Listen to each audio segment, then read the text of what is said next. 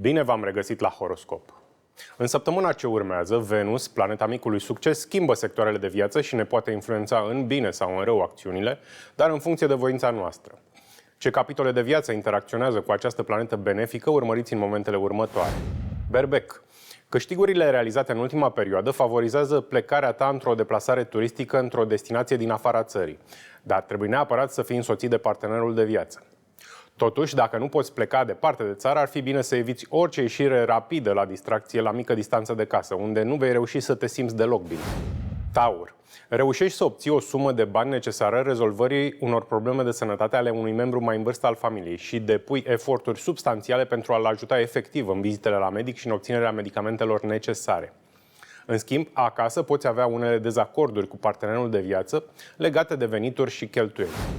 Gemeni. Poți primi o veste bună legată de plecarea ta într-o deplasare turistică în care vei fi însoțit de copiii și de partenerul de viață.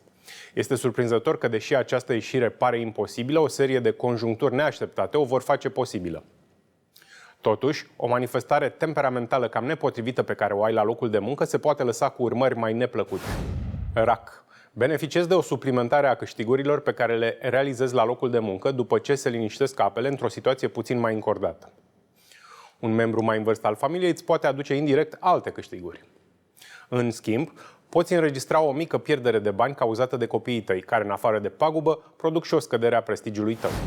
Leu. Vei înregistra o creștere a energiei tale fizice și psihice după scurte ieșiri la distracție, unde vei petrece momente plăcute și îți vei reveni complet după perioada mai grea cu care te-ai confruntat. În schimb, oboseala te poate cuprinde din nou din cauza intensificării activităților în care ești implicat la locul de muncă. Doar puțină odihnă te poate ajuta. Fecioară. Evenimente bune pot avea loc la tine acasă și toți din familie vor beneficia de aceste întâmplări benefice. Sunt numai consecințe ale faptelor tale bune și ale spiritului tău de sacrificiu. Beneficiile pot fi în plan material.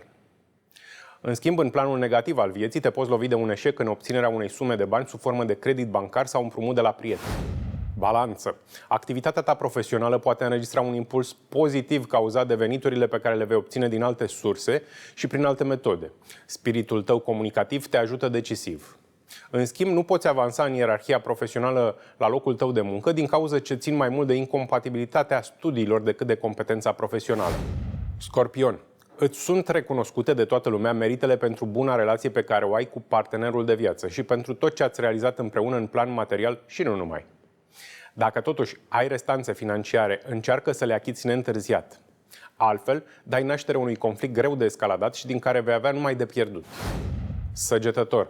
Ești puțin favorizat dacă ai de susținut un examen care îți poate aduce un salt în cariera ta profesională. Tot ce trebuie să faci pentru a reuși este să lași la o parte problemele care te frământă și să te concentrezi asupra probelor pe care le-ai de trecut. Cel mai bine lași distracția și ieșirile cu partenerul pentru altă dată. Capricorn. Poți obține un ajutor bănesc, deși nu ar trebui numit ajutor, deoarece îl meriți cu prisosință. Copiii tăi sunt cauza sau de la ei dobândești acest câștig. În schimb, la locul de muncă sau acasă, dacă se iscă vreo ceartă, te vei alege cu o mică pierdere în plan financiar.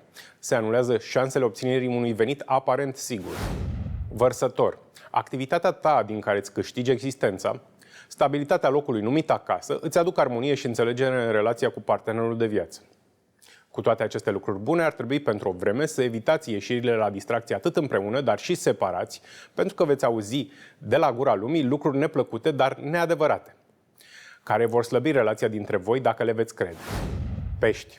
Prin intermediul prietenilor și al altor persoane care îți sunt datoare pentru ajutorul pe care l-ai acordat în trecut și cu o sumă de bani care intră în posesia ta, poți ieși cu bine dintr-o dispută materială.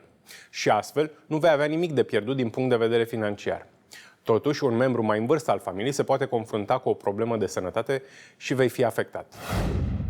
Acestea sunt previziunile privind influența tranzitului planetei Venus pentru următoarele 30 de zile, cu bune și cu rele. Vă mulțumesc că ați fost alături de noi la Horoscop. Rămâneți în continuare împreună cu România TV. Eu sunt Adrian Bunea și mă puteți găsi pe pagina de socializare Adi Bun Astrolog. Și nu uitați, soarta omului este mereu în mâinile lui, căci viitorul nu a fost hotărât dinainte.